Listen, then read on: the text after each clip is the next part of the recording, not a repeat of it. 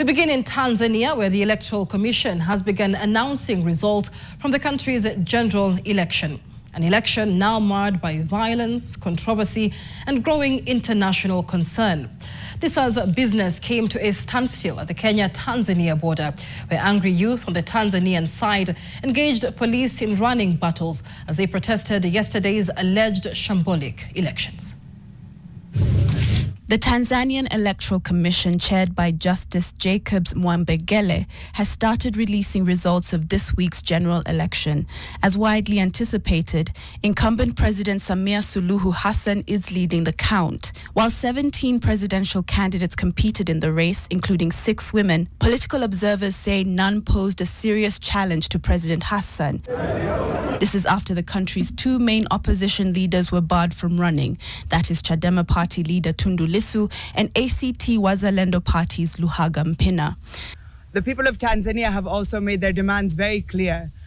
They've posted on X over the past weeks what are their demands, which reinforces the demands for no reform, no election by Tundu Lissu and Chadema party. So there's very clear Tanzanian-led demands which they felt need to be implemented prior to having any free and fair election in Tanzania.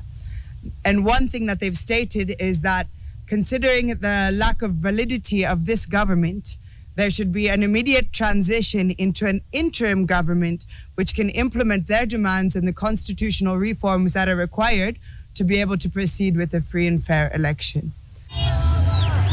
Tensions remain high across Tanzania following widespread protests on election day. On Wednesday, demonstrators took to the streets, primarily in the commercial capital of Dar es Salaam, vandalizing polling stations. There are reports that a number of police stations were set ablaze during the unrest. The chaos has spread to the Kenya-Tanzania border. Earlier today, business was paralyzed at the Namanga one-stop border point between Kenya and Tanzania as agitated Tanzanian youth protested the alleged shambolic elections, grounding tourist vehicles and cargo trucks while clearance at customs was halted. Haiwezekani tu uchaguzi unafanyika alafu opposition leader yuko ndani. Hizo ni kura gani aise? Si bora tu yani bora kuliko kungekuwa na uchaguzi jana ungefanya sherehe kumwapisha huyu mama. The Principal Secretary of Interior in Kenya has warned Kenyan youth against joining their peers in Tanzania. As a country, we have laws and regulations that guides whether it's demonstrations or protests. And my appeal is that anyone who might want to be engaged or participate in any form of protest or demonstrations, let's do what the law allows us to do. In response to the protests, the Tanzanian government imposed an indefinite dusk-to-dawn curfew in Dar es Salaam. Government spokesman Gershon Msigwa has also instructed all government employees to work from home.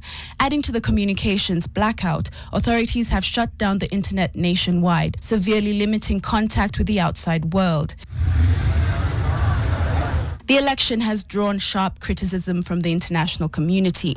Uganda's Bobi Wine on X stated that he stands in solidarity with the people of Tanzania who are defying odds to protest against what he terms as electoral injustice and impunity.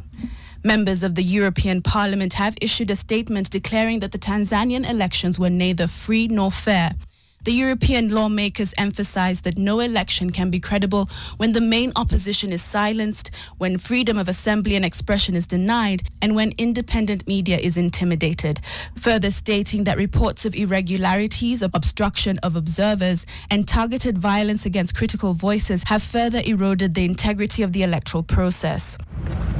While the European Union did not send observers to monitor these elections, delegates from the African Union, the East African Community, and the South African Development Community (SADC) were present. This election comes 5 years after the 2020 polls, which saw a voter turnout of just over 50%.